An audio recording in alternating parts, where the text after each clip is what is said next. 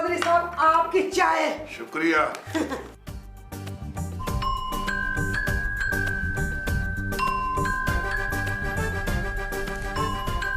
इसका फोन आ गया। हेलो, वालेकुम अस्सलाम। ओ आपा, क्या हाल है आपका? कब आ रही है? ये तो बड़ी अच्छी बात है आपा। मेरा भी दिल बड़ा उदास था आपके बगैर। आप मुझे बता देना, मैं आपको लेने आ जाऊंगा। ठीक है आपा, अल्लाह के वाले। और रेशमा, ओए आपा आ रही है हमारे पास कुछ दिन रहने के लिए। क्यों, हमारा क्या कसूर है? और इसमें कसूर की क्या बात है? वो बड़ी बहन है मेरी। मैं कब कह रही हूँ फूफी है आपकी, मगर वो अपने घर में रहे। ये भी उसके पाई का कार है, जितने दिन वो चाहेगी यहाँ रहेगी। फिर हमें अब यतीम खाने छोड़ा। और छोड़ तो आऊं, उन यतीमों का क्या कसूर है जिनका जीना हराम कर देगी तू? इतनी बुरी थी मैं तो, मुझसे शादी क्यों की थी? आपा की वजह से। और पता नहीं आपा ने तुम्हें क्यों पसंद कर लिया था। खैर ਤੁਹਾਡੀ आपा दी चॉइस तो बहुत अच्छी है, मगर उन्होंने आदत अच्छियां नहीं ने। क्यों, सिगरेट पीती है वो? पान तो वो खाती है ना, पुछ पुछ करके ना पूरा कार लहू लुहान कर देती है। आए उनका जो दिल करेगा वो करेगी। ये उसके भाई का कार है, देखूंगा मैं। वेखांगी इत्थे की करेगी मेरे बगैर पूछे। नोमी, मुझे तुमसे एक मशवरा करना है। कल कर लेना। नोमी, ओहो, अच्छा बताओ क्या मशवरा करना है? दरअसल मुझे कपड़े सिलाई करके बेचने हैं। तो तुम क्या चाहती हो, मैं तुम्हें सिलाई मशीन ले दूं? क्या? अब मजाक कर रहा हूँ भाई, ये तो बहुत अच्छी बात है, लड़कियों को सिलाई कढ़ाई आनी चाहिए। मगर मुझे इस काम के लिए थोड़े से पैसे चाहिए होंगे। हाँ, कोई मसला नहीं है, बताओ कितने चाहिए? बस 25-30 लाख रुपए से काम चला लूंगी मैं, बुटीक जो बनानी है। क्या? अभी तो तुम कह रही थी कि तुमने कपड़ों की सिलाई करनी है। अरे दूल्हा भाई, बुटीक में कपड़े ही सिलते हैं, गाड़ियों के इंजन नहीं बनते। अगर तुम काम सीख लो तो मैं तुम्हें वर्कशॉप बना दूंगा, वहां तुम मीठे मुरम्मत करना।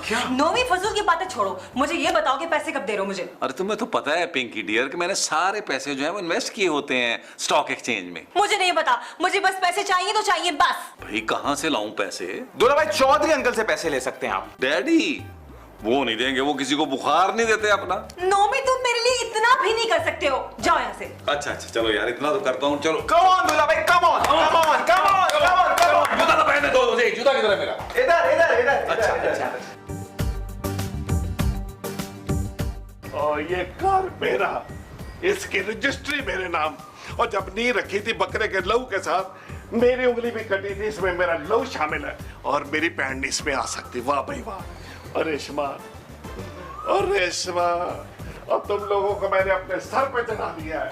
अब देखना मैं उतारता कैसे हूं तुम लोगों को। अब देखना मैं तुम लोगों को क्या करता हूं। चौधरी अंकल। अरे डैडी जी, आप यहाँ बैठे हुए हैं मुंह लटका के। क्या करूं, बाहर बैठ जाऊं ताकि लोग मेरे आगे पैसे फेंके? नहीं नहीं डैडी जी, हम आपको भीख नहीं मांगने देंगे। और वैसे भी अंकल जी, आप अपनी गली में भीख मांगेंगे तो मोहल्ले वाले क्या कहेंगे आपके बारे में? और यार भीख मैं नहीं, तुम लोग मांगोगे। हैं? हमें भीख देगा कौन? और यही कहेंगे हट्टे कट्टे हो जाके काम करो। हाँ तो करो काम, किसने मना किया है? और डैडी जी, काम के हवाले से तो हम आपसे मशवरा करने आए थे, लेकिन आप तो पहले इतने गुस्से में बैठे हुए हैं।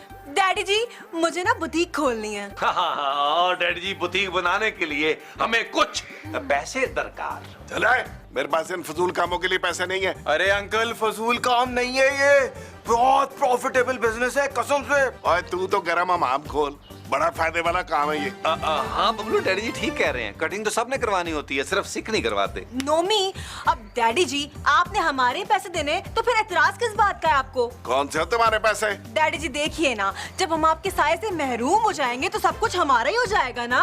ओए लानती हो, ओए मेरे साए से महरूम होने वालों, और तुम मेरी मौत की।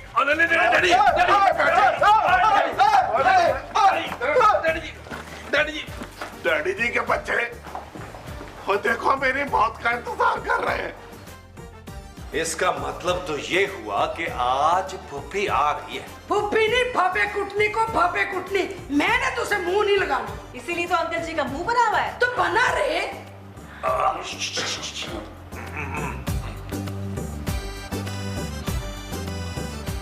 की होया, मुझ कुड़ियां पाइया जे किथे गए सो, इतनी देर लाई जे? और मैं वकील के पास गया था। मेरे पे मुकदमा करने के लिए कि मैं आपकी बहन को मुंह नहीं लगाती।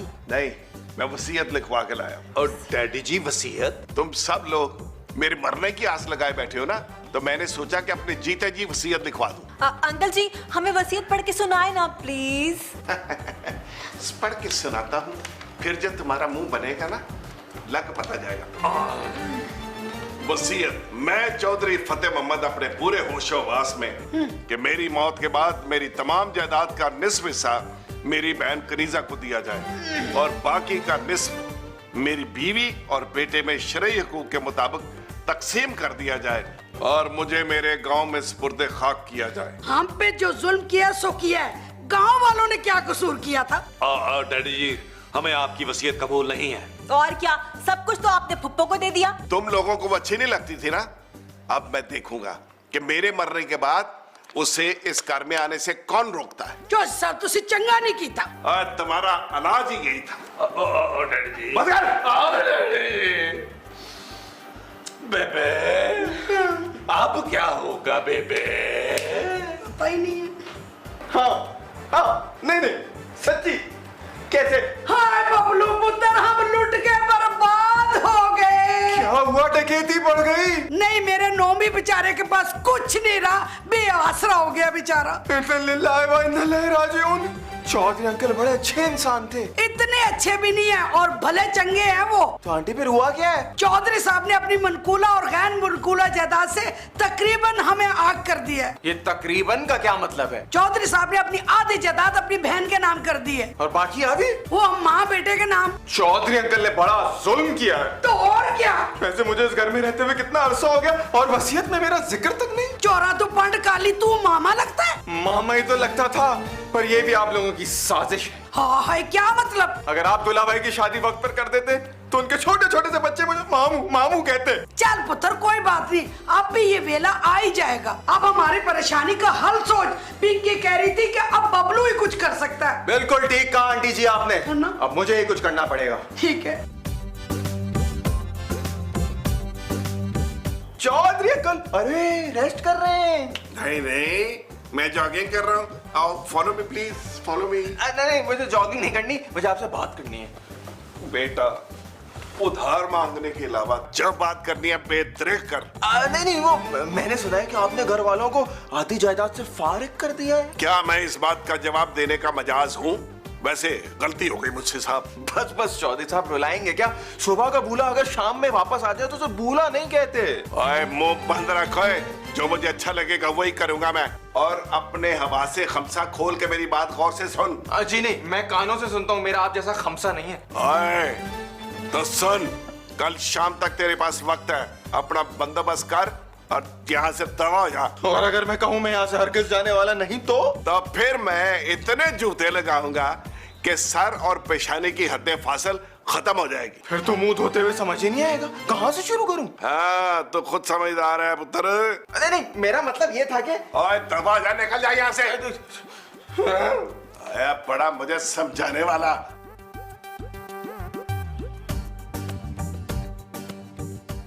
क्या हुआ बबलू? चौधरी से मान गए? चौधरी अंकल ने मुझे बेआबरू करके अपने कमरे से निकाल दिया। हाय मैं मर गई। क्या किया ये चौधरी साहब ने? अरे बेआबरू मेरा मतलब बहुत बेइज्जती की है मेरी। पुत्र अब क्या होगा? होना क्या? चौधरी अंकल की बहन आगे राज करेगी। हाँ, बुढ़ी उम्र ब्याह कर रही है, वो भी मिस्त्री से। अरे आंटी, राज मतलब मिस्त्री नहीं, राज मतलब ऐश करेगी, हुकूमत करेगी। हाँ पुत्र, कार जो उसका होगा। चौधरी अंकल ने तो मुझे भी कल तक जाने का कह दिया है। पुत्र अब मैं तेरा साथ नहीं दे सकूंगी। बहुत महंगा पड़ेगा चौधरी अंकल को। महंगा क्यों पुत्र? भले वक्तों में कोड़ियों के मूल्य है। क्या? ये कार और क्या? अरे आंटी, मैं इस घर के नहीं चौधरी अंकल के रवैये की बात कर रहा हूँ। हाँ पुत्र, हम बातें करने के अलावा कार भी क्या सकते हैं? सब कुछ कर सकते हैं। दस पुत्र। आंटी जान, आप मेरी बात तवज्जो से सुने।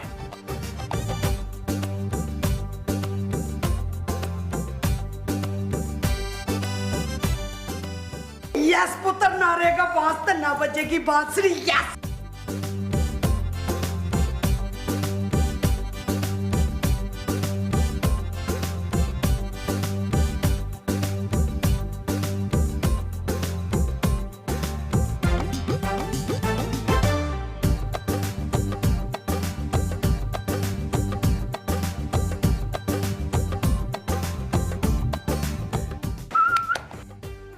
रह गए।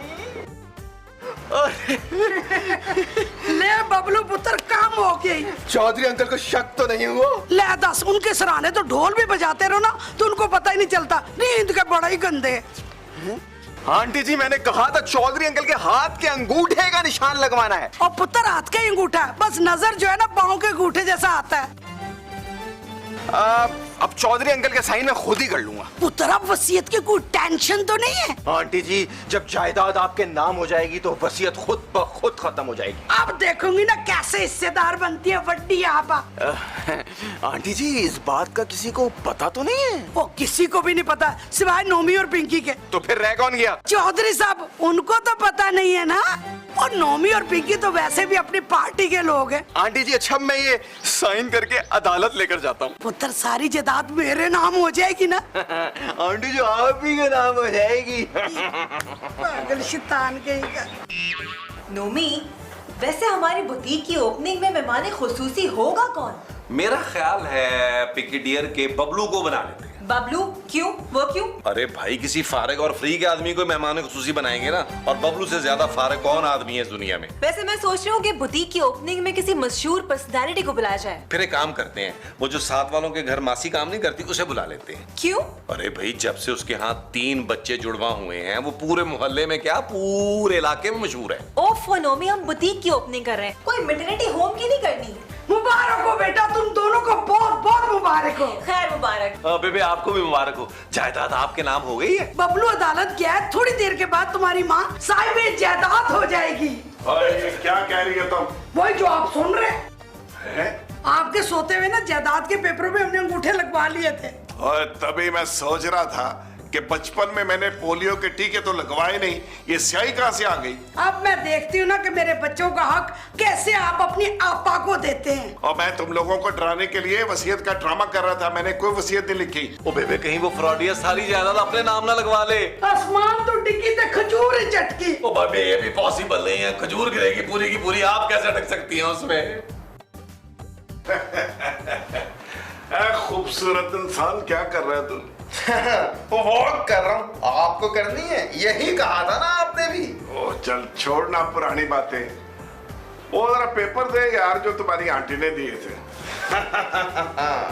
अब उस जायदाद का मालिक मैं हूँ। और तूने हमारी अपनाइयत और मोहब्बत का ये सिला दिया? अरे नहीं नहीं चौधरी अंकल, मैं आपको इस घर में ही रखूंगा, बस आप और आंटी जी इस घर की सफाई सुथराई किया करेंगे।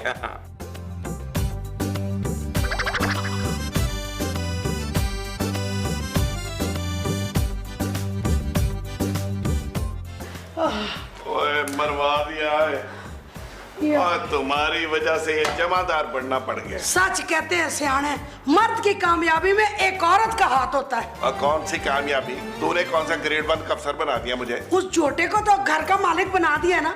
बस कर, सुन लेगा वो। चौधरी अंकल कहाँ खो गए हैं आप? कहीं नहीं कहीं नहीं कहीं नहीं। आप फिक्र मत कीजिए, मैं आपके साथ ज्यादा सख्ती से पेश नहीं आऊंगा। और मैं तुम जैसे कमीने के साथ फ्री में रहना पसंद नहीं करूंगा। रस्सी जल गई पर बल नहीं गया, आपके इस बात की अकड़ है। ओए मैं कहीं मुलाजमत कर लूंगा, पर तेरे जैसे कमीने के पास नहीं रहूंगा मैं। आप तो बानू बिजली की तरह बदुआएं देने लगे। ये कौन थी? हमारे मोहल्ले की बेवा, बड़ी ही काली जबान थी उसकी। जब वो किसी को बदुआ दे दे तो तीर की तरह लगती थी जाके। ओए तीर, और देख लूंगा तुझे मैं। एक तो गरीब, ऊपर से बदतमीज।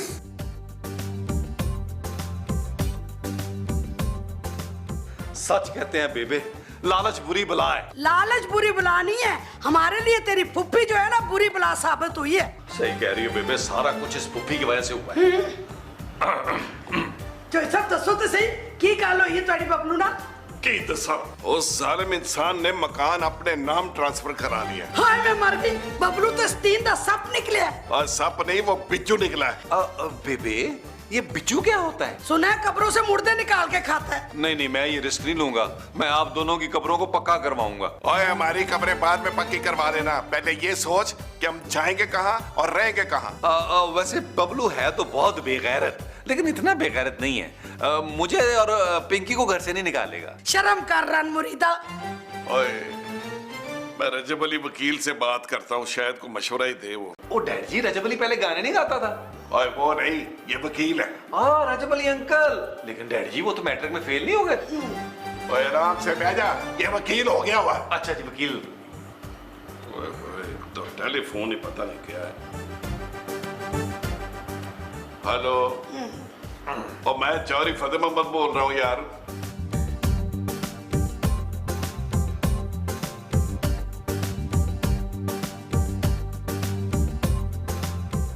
बड़ी मेहरबानी रजब साहब। और जा पुत्र, उस जलील इंसान को बुला के ला। जा जा छेती जा। ठीक है डैडी जी। जो सब हुण की होएगा। और रेशमा, जो नसीब में होता है वही मिलता है। उस कमीने का मिन्नत करते हैं, शायद यहाँ रहने के लिए इजाजत मिल जाए। आइए आइए, बाबू साहब तशरीफ लाइए। एक सेकंड मैं आपकी अनाउंसमेंट करता हूँ। डैडी जी, बेबे जी तैयार हो जाएं, बबलू साहब तशरीफ ला रहे हैं। आइए बाबू साहब, आइए बिस्मिल्लाह बबलू बिस्मिल्लाह। भाई, बबलू भाई आइए। हाँ जी चौधरी अंकल, आपने मुझे याद किया। अरे पुत्र, याद क्या करना, हमारा तो हादसा ही खत्म हो गया। क्या क्या क्या मतलब?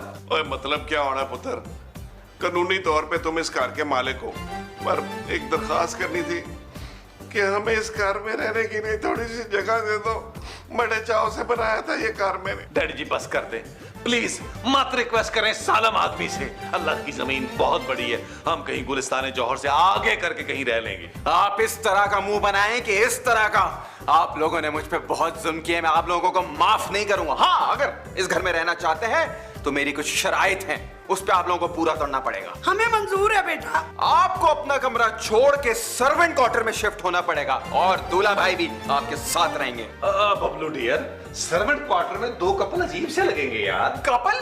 कौन सा कपल? बहन अपने कमरे में रहेगी। अरे मुझे कपल की फैसिलिटी हासिल नहीं होगी। नहीं, मैं इस कपल के साथ कैसे रह सकता हूँ? अब मैं बड़ा हो गया, मुझे सारी चीजें समझ आ जाती हैं। योर चॉइस दूल्हा भाई। और चौधरी अंकल, ये टोपी उतार दें आप। कल से ये टोपी मैं पहनूंगा। अपने टेंट को कुछ हवा लगाएं। अब नया कैरेक्टर जो चौधरी का करेगा वो बबलू करेगा। और कान खोल के मेरी बात सुन लें आप दोनों, बल्कि तीनों। ये किचन भी आप लोग इस्तेमाल नहीं कर सकते, डर्टी किचन इस्तेमाल करें। मगर वो तो गंदा है। तो मैं क्या करूं? साफ करके इस्तेमाल करें। और दाल को तड़का नहीं लगेगा, क्योंकि शू की आवाज से मेरा दिल घबराता है दूल्हा भाई। और हमें तुम्हारी सारी शर्तें मंजूर हैं, बस एक बार आके गले लग जा, शुक्रिया अदा करना चाहता हूँ मैं। नहाए? हाँ बबलू भैया चाहिए नहाए पुत्र, बहुत मेहरबानी, तू हमें बेडरूम से निकाल रहा है, किचन इस्तेमाल नहीं करने देगा, शू की आवाज से तुम्हारा दिल घबराता है। अब पुत्र, हमें वकील ने सब कुछ बता दिया है, कर्जा अदा किए बगैर कोई का ट्रांसफर नहीं हो सकता। बेटा जी? हाँ जी बेटा जी, इसको पकड़ो और जहां जहां जगह मिलती है ना, इसको पेंटी लगाओ।